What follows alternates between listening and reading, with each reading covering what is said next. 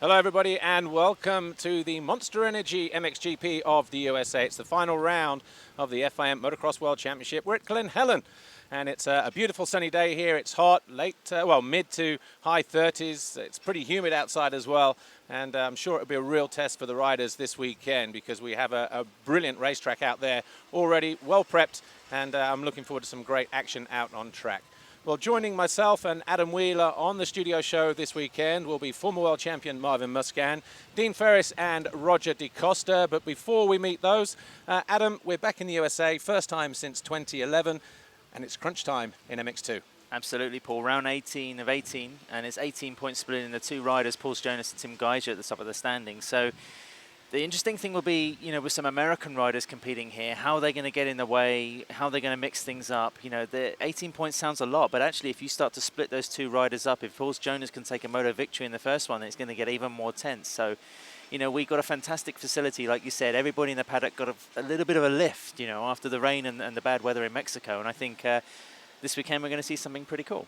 All right, well, we'll meet Marvin Musquin in just a moment. But before we do, let's see what happened at the MXGP of Leon a week ago.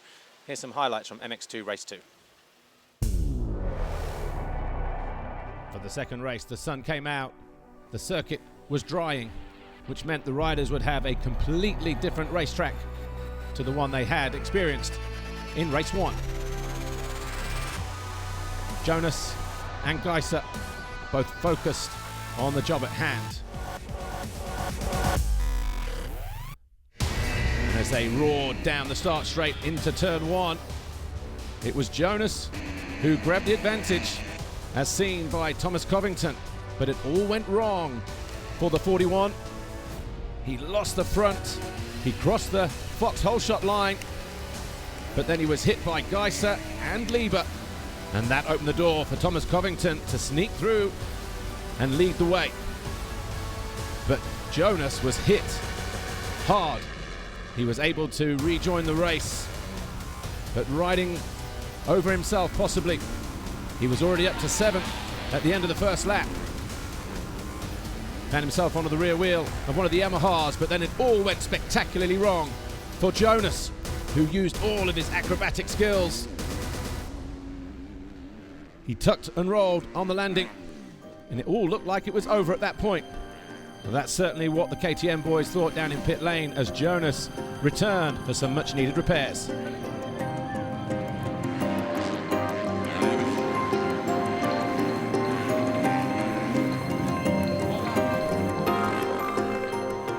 With a helmet full of tears, Jonas bravely rejoined the race, but it was Covington who led on his Monster Energy Kawasaki by a comfortable margin over Tim Geiger.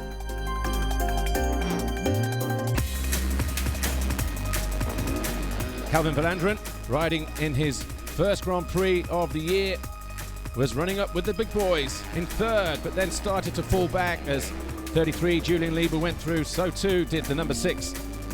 But Anstey, a lap down after problems on the first lap. His championship surely over now. Valentin Guillot made amends for his mistakes in race 1, got himself into 4th. But it was all about Thomas Covington in race 2. He rode his luck on the final lap, but he was able to hang on and take his first ever race win in MX2. He also secured him the overall Grand Prix victory as well. Geiger was 2nd, Patrell was 3rd. Yeah, I didn't know I won the overall until they told me to go up to the podium, and I was like, which one do I stand on? And in the fight for the championship, Tim Geiger extends his lead by a further 5 points over Paul Jonas as we head to the USA for the final round of the season. But it was all smiles for Thomas Covington, Tim Geiger and Benoit Paturel this weekend in Lyon.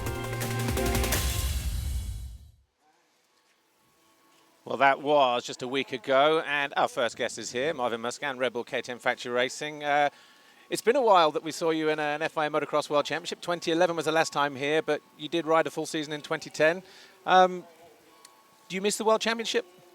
I don't know. Yes or no. I mean, I do miss all the people. It's really good to be here today, and so I don't know. Yes or no, because I've been I'm happy lately in America. So the people on the Red Bull KTM team are doing great, and they're fantastic to me. So yeah, I'm living a good life here. So that's why I'm like, yes or no. I'm missing GPs, but maybe after this weekend I will miss it a lot because maybe it will be a nice weekend.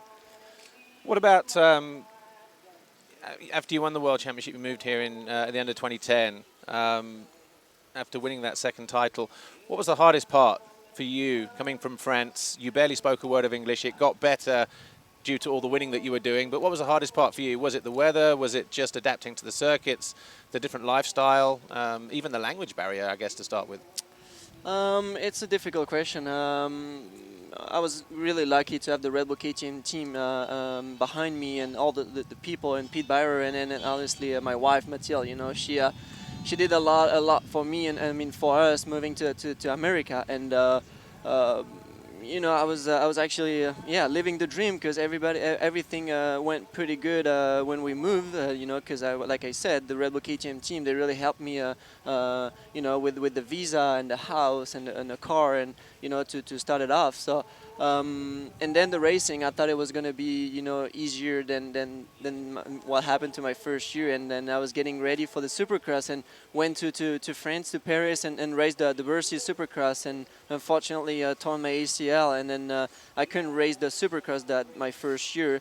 So that was a big injury, and actually my very first big injury of my career. So it was a big bummer, for my very first year in America, and that really slowed me down, because with the conditioning, with the riding, with the confidence, it was really tough. And then I came back for the outdoors championship, and then the second round I got hurt again. So it was really difficult. So a lot of things was difficult, and I also moved more with my trainer, Yannick Hervala, and then he was French, and then my mechanic Jan Primo was French too. So we were a group of French people in America, always speaking French, and then we would not really talk to the team that much, and that was not the best for me. And then I started to work with Frankie, and he's American. I live in California, so then that really helped me, with the language, and then to learn the racing here and everything. So yeah, it's been tough, and a lot of years struggling, but finally this year was really good. It was interesting seeing you in that clip there, Marvin, with Ken Roxon. Of course, you were GP rivals before you became teammates, and now you're still rivals over in the AMA scene. So there's a strange kind of friendship relationship there for a few years. Yeah, it is, but Ken is a great guy, and I never had a problem with him, on and off the track, and we always talk. And obviously his career took a different way than me, obviously, because I stayed on the 250 class and he moved up to 450. But yeah, next season I'll be battling with him again, and so it's gonna be nice. We had some 2 good years, 09 and 10 over in GPs, so. Ken is a good guy, so it's all good. Well, you just mentioned everything started to come together this year after a few seasons of ups and downs, injuries, that kind of thing. You won a Supercross championship, just missed out on the outdoor. So congratulations, on the success this year. But next year, you're going to be riding 450s? Yeah, I think so. I mean, this weekend is my very first race on the 450. So, I took a little bit of break right after Indiana, the final round of the outdoors. Went back to France for a little bit. So, and then when I came back last week, I only rode 3 days on the 450 to get ready for this weekend. So, I'm not. I don't want to say I'm not 100%, but I don't know where I'm at right now. But the bike is phenomenal. The team is doing a great job, so I'm excited to be here. And I don't want to put pressure on myself. For a very first MXGP on the 450, we'll see how it goes. Those guys are really fast, and obviously they've raced all season long. So for the last round, they'll be ready to race. So I'll be here, try to get a good start and have fun. Do you sometimes watch the Grand Prix, Marvin? I know it's on CBS Sports in the US, and also a Frenchman won in MXGP, the Premier class, for the first time since Bichon. So it was for France was a good thing this year. I know, but what's funny is I don't have American TV here in America. I have French TV, and then obviously obviously I can watch the race on MXGP.com, so which is nice. Sometimes the jet lag when you guys race in Europe, there's 9 hours jet lag when I'm in California. So on the Sunday morning, I don't want to wake up at 3 a.m. or something. So but sometimes I do, and I really enjoy it. It's I love GPs. You guys are putting in a great event and great championship, and great riders. So I actually in Mexico, the jet lag, from California, it was perfect. So I watched it live. Well, we're almost out of time with Marvin, but obviously in a week's time, we're all heading back to Europe for the Monster Energy Motocross of Nations. Team France, the defending champions, it's in France at Ernay. You're a member of the team for the first time since, 2012? So you must be pretty looking forward to it. What are your thoughts going in? You have a pretty strong team. Yeah, thank you. I mean, first of all, I'm really happy to be part of the team this year. It's been 2 years that I didn't get picked, so kind of bummer, but that's the way it is. And this year, that was my best season so far in America. So I'm really looking forward to the Motocross of Nations. That's a great event, and obviously last year the French team won, so we'll be on red plates this year and 1, 2, 3 numbers, and in front of the French crowd. So Ernay is a great track. They made a lot of changes on out there, and then there is good dirt. I think they brought new dirt, stuff like that. So, and the French Federation are doing a great job, to provide us the best at Ernay. So I'm really looking forward to that. We can see Gauthier, winning last year, and then Roman for this year.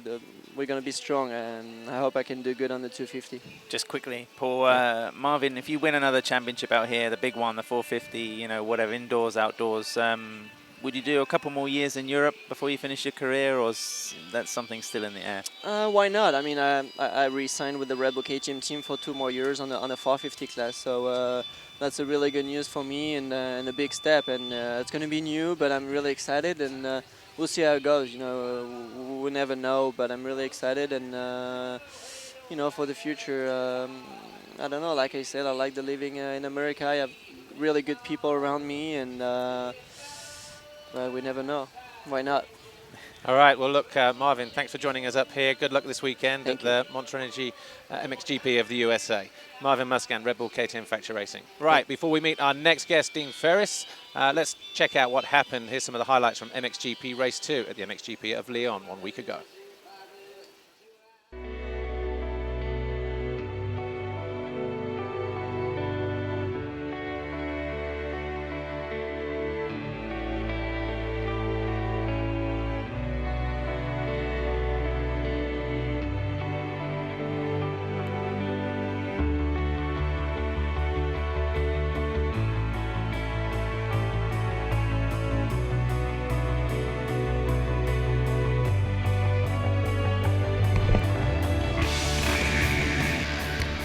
Max Nagel was fastest out of the blocks, but as we've seen so many times this weekend, after taking the foxhole shot, the German ran wide, allowing Paulin to sneak up the inside, taking Roman Febvre with him as Sean Simpson battled just inside the top 10. Tyler Rattray was chasing Bobryshev and Simpson in the early stages of the race, but quickly fell back to 8th. And for the first time in a long time, the battle up front involved the 2 top riders in the world, but it wasn't long before Roman Febvre found his way past the Frenchman, Gauthier Paulin, leaving him to deal with the chasing pack. The battle for second involved 7 riders, all of whom have won Grand Prix races this year. Simpson was the first to react, making this pass on Glenn Koldenhoff to put himself up into 4th, and he was quickly up into 3rd after passing Jeremy Van Horbik on the Yamaha. Gary Bobryshev also went through on Koldenhoff and followed the Scot through towards the top positions in the race. Bobryshev found his way neatly down the inside of Jeremy Van Horbik, got himself up into 4th, and continued to follow Sean Simpson as they both closed in on Gauthier Paulin. Tyler Rattray, having one of his last races of his career, eventually got into 7th place as Sean Simpson, proving he was in no mood for hanging around. An aggressive but fair pass on Gauthier Paulin got him into 2nd, and once again the 2 Hondas were locked in battle as they chased over third. And it was once again the HRC duo that provided the fireworks. Bob Rochef, a great move down the inside of his teammate Paulin. Paulin then retaliated, but it all went wrong for the 21. Too much grip, and the Frenchman was cartwheeling down the track. He picked himself up in 9th. But once more, Romain Febvre raced to the checkered flag to secure his 4th double moto victory of the season and his 7th Grand Prix win. Next stop, the hills of California and Glen Helen.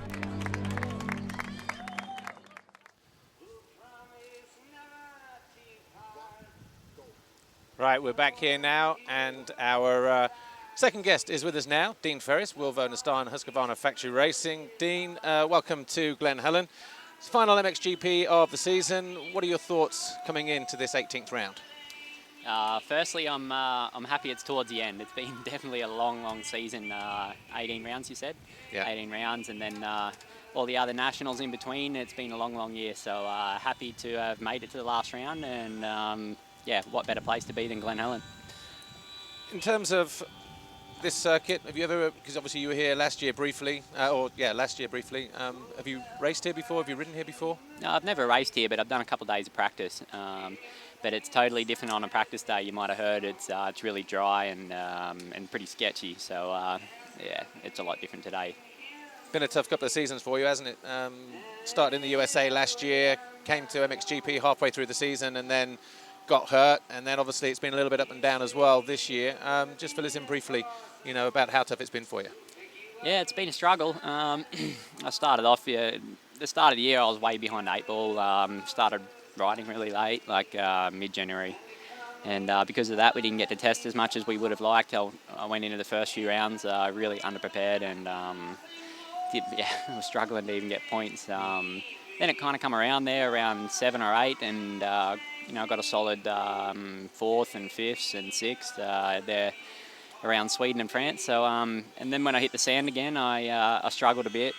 I had to lay off the bike a bit this year as well. I had a lot of shin splints, and so it's just been one thing after another. But all in all, I'm quite happy about my good results, but yeah, disappointed about my bad ones, but it's been okay.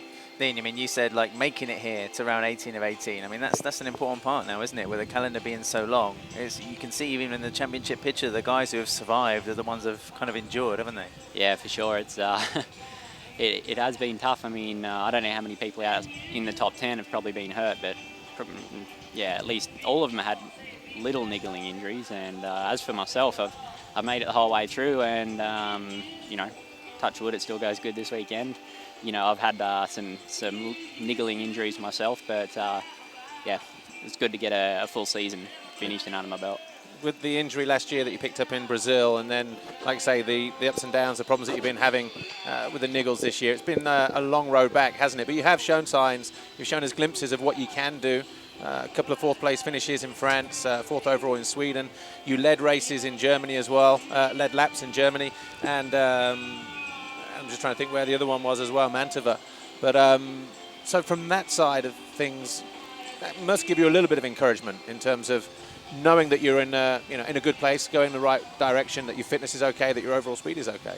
Yeah, for sure. Those few rounds, they were going good for me. They were the really hard pack rounds, and for some reason I felt good on it, and my bike was working good, and in the past that's been my weakest surface, so I was pretty happy about that. But then yeah, some other rounds have been tough, but yeah, just to know that I get some, yeah, here I am leading now, and Germany, yeah, it's got some good starts there, and run the pace, and at this point I hadn't even practiced for like 6-7 weeks, and is that the key?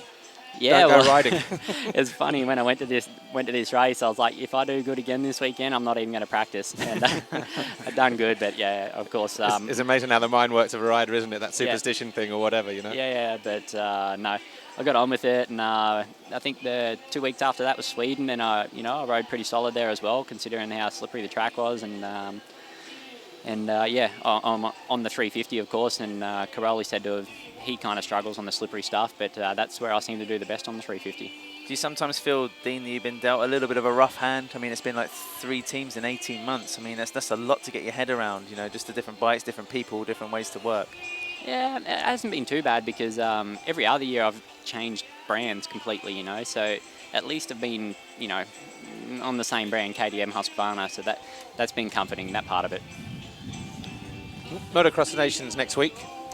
We just saw some footage of you a moment ago in Teufelstal, Germany, and it was that race in Germany in 2013 that kind of put you on the map, didn't it? Got you that move to America with the Rebel KTM squad. You looking forward to going back to the Motocross Nations at Ernée in a week's time? What about Team Australia? What kind of shape are they in going into that in a week? Look, we got myself and Todd Waters and Jay Wilson. That track, I think it'll suit me. Like I said, it's gonna be really hard pack, and like those tracks I did really well on. So yeah, I mean, Jay Wilson, he's in good form. He won in Australia, the MX2, and Todd, he's in good form as well. So just looking at some footages from 2013 Teufelstal Motocross Nations, you were hauling that day, that whole weekend, good starts, and you know, the bike was working good. Oh, almost a moment there, but what about the crowd that day? Yeah, they were wicked. Yeah, Team Germany are there, but I mean, there was heaps of Swedish lads and all the great British, the British people going for me, and I don't know, like, look at the crowd. It was amazing. You could some places barely hear your bike on the first lap. So amazing, and I know France is going to be like that as well. Yeah, it will be a cracking atmosphere, wouldn't it? What about next year, though? We've had a couple of people tweet in, where will we expect to see you riding? Will you be in Europe? Or some rumours are suggesting you might be heading home to Australia. Can you confirm or deny anything at the moment? Not right now. Like, I do know what I'm doing, but I want to wait till next weekend at Motocross Nations, and we'll do it at the press conference and make an announcement with what I'm doing and where I'm riding. So What continent, Dean? Can you say? You know, my favourite one. Very diplomatic. And really, really quickly, MX2 World Championship can be decided this weekend. Tim Geiser or Paul Jonas? Who are you putting your money on? It's pretty hard to go past Tim Geiser with the lead he has right now. Yeah, I think Paul can go out to win, but probably Tim. All right, Dean Ferris, Wolverhampton Husqvarna Factory Racing. Thanks for joining us here this weekend at the final round of the Motocross World Championship, the Monster Energy MXGP of the USA at Glen Helen. Right, competition time, and let's see how you can win with Thor.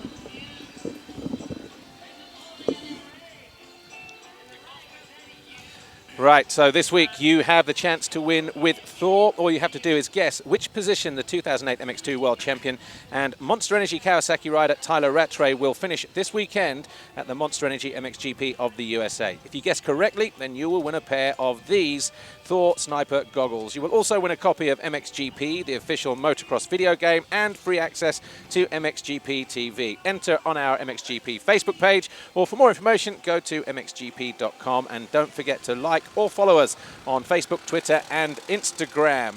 We also now have our end of season sale where MXGP TV is offering 70% discount on our season pass. That also includes the FIM Monster Energy Motocross of Nations. Right, our final guest is in place, known as The Man. He's a former 5-time world champion. He's from Belgium. He's had 36 Grand Prix victories, 6 wins with Belgium in the Motocross of Nations as a rider, and 22 wins with Team USA as a manager. Possibly one of the greatest names of all time in our sport, Roger DeCosta. Welcome to the Monster Energy MXGP of the USA, not a million miles away from where you're residing and now working, of course, just down the road in Temecula. But welcome here, final round. Good to see you. Thank you. Thanks. Good to be here. Congratulations, first of all, on your success this year, obviously with Ryan and Marvin. You've got to be pretty pleased with the way things turned out. KTM are back on top in the USA, aren't they, really? I'm sorry about the phone here. That's the first. Popular man. Is a popular man. Yeah. Yeah, it was an awesome year. You know, Ryan really stepped it up this year, and Marvin did great as well. And I have to say thanks to KTM, to the factory guys also. They put a really good new bike together, and it was an awesome year. We were a bit worried at the beginning of the season with Ken leaving, and so there was put a lot of pressure, I think, on Ryan and on us to make sure we did not mess up. And we were fortunate that we had an awesome year. Ryan you know, that's the best riding he has done since he's been racing, I think. And Marvin rode really good, and it was an awesome year. We're back at Glen Helen, final round of the Grand Prix series. I came here in 500cc. That was the first time we had a Grand Prix here. That was organised by you, so you know pretty much what it feels like for these guys to put on a race of this magnitude. What do you think of it so far? Glen Helen, you know, I see Glen Helen as a real motocross track. There's elevation change. The track will get rough, and I think it's one of the better tracks on the circuit. And I hope to see a good race tomorrow. Roger, I mean, you have a busy calendar anyway, you know, with the amount of Supercross, national races you do, events popping up like the Straight Rhythm Race, Monster Cup, whatever else. So I know it's a Grand Prix and it's another weekend of racing for you, but does it feel a little bit more special because of, you know, your previous, you know, World Championship history and the connection with KTM? Yeah, it's good to have a GP, you know, and to see the best riders from Europe race against the American riders over here.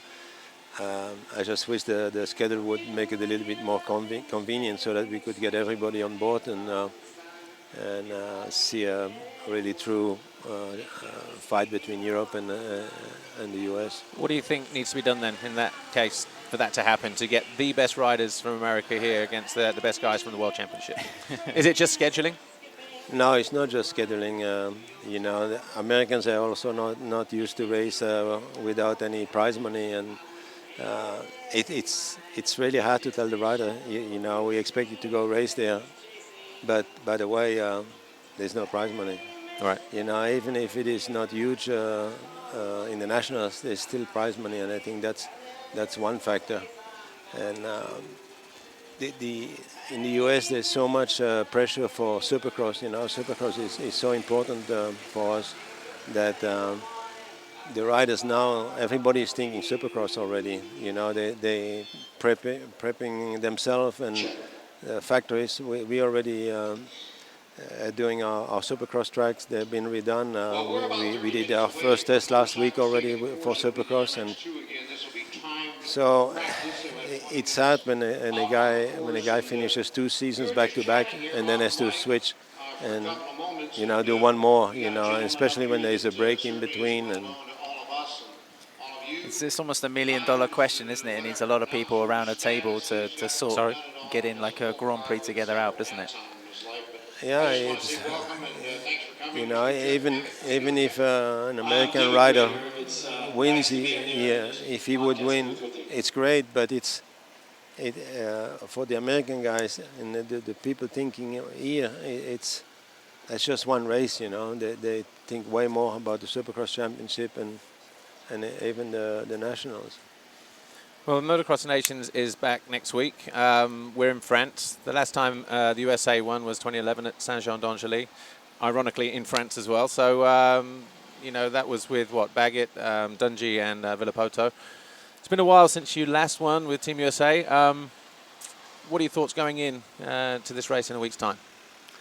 Well, I think we have a good team. The young guys, you know, Barsha was there once and Martin was there once also, but it's a young team, and I think they really want to do well. They're motivated to do well, and you know, it would be great if I could have convinced Ryan to go as well. But I also his trainer really wants him to take a break. He has had 9 seasons now in the pros and without a break, and I think this year he earned to take that break, you know, and we expect him to be 100% ready for, you know, the first Saturday of January, and so I have to accept it. Only Cooper Webb from Team USA hasn't been on the team, so you've got a little bit of experience with Barsha and Jeremy. How's the relationship between those guys? Have you had any get-togethers yet or not? Yeah, I've talked to them, and I think they're really keen to go. So that's the first important step. The rider, you know, if the rider is motivated and really wants it, I think that's the first thing important. Then of course the support, and Yamaha was great to step in and support all three guys, and JGR, all those guys. I'm sure they're gonna do their best, you know. And I don't think it will be a problem to motivate them. But then on the other hand, the French team is a lot of experience, good riders. They've been on top this year, and then maybe England this year looks to me like they have a good team, and hopefully we can be on the podium, and it would be nice to be in the middle again. Well, it was another tough one. Sorry, Adam. It was another tough one last year, wasn't it? Probably helped, not helped by Jeremy's injury from the qualifying crash. I think we have the clip from it here. It was a foot injury that he picked up, wasn't it? Broke some bones in his foot. Yeah, he was really tough. I did not think that he would be able to put in bolt motors, and he had a rail fracture in his heel, and was pretty bad. And he was tough to hang it out there and ride both his motors. But then Dungy had a crash also, and we did not do as good as us was expected, and what we could do, I feel. Roger, you're so busy with KTM. I mean, is there going to come a time when it's going to be even more difficult to do both roles, to head up what you're doing here and the success level you have here, and then also do the Nations as well? Well, I like the Nations. It's probably my favorite event of the year. I followed the Nations when I was a kid, just in the magazines, when the Swedes were dominating, and the English. It was pretty much between Sweden and England for a long time. And then I got myself on the team, and it used to be two events. It was a 250 event one weekend and a 500 event the other weekend. And I was lucky enough to be on the team many times, and we won 10 years in a row on the 250. Or I was on the team 10 years in a row on the winning 250 team, and we did the 6th time on the 500s. And then I had the luck to work with a bunch of really good American riders and win it many times with them. And now it's time to win one more. Yeah. But you're not planning on stepping back anytime soon? As long as I feel I can contribute, and I will be available, and as long as they want me. Okay, well, final round of the FIM Motocross World Championship is here this weekend at Glen Helen. There's still a title to be decided at MX2. Who's your money on really quickly, Tim Geiser or Pauls Jonas? Well, Geiser is in a good position, of course, but it's still a race, and the way Jonas has progressed from last year to this year, and this guy is for real, and I only see him get better and better. Okay, well, that's all we have time for. Roger DeCosta, Red Bull KTM Factory Racing. Thanks for joining us up here. Adam as well, my guest, Dean Ferris and Marvin Musquin. But it is the final round of the FIM Motocross World Championship, the MXGP the Monster Energy MXGP of the USA here at Glen Helen. The title is still to be decided in MX2 between Tim Geiser and Pauls Jonas. Who's your money on? Watch all the action as it unfolds on MXGP TV tomorrow. We'll see you then. Bye for now.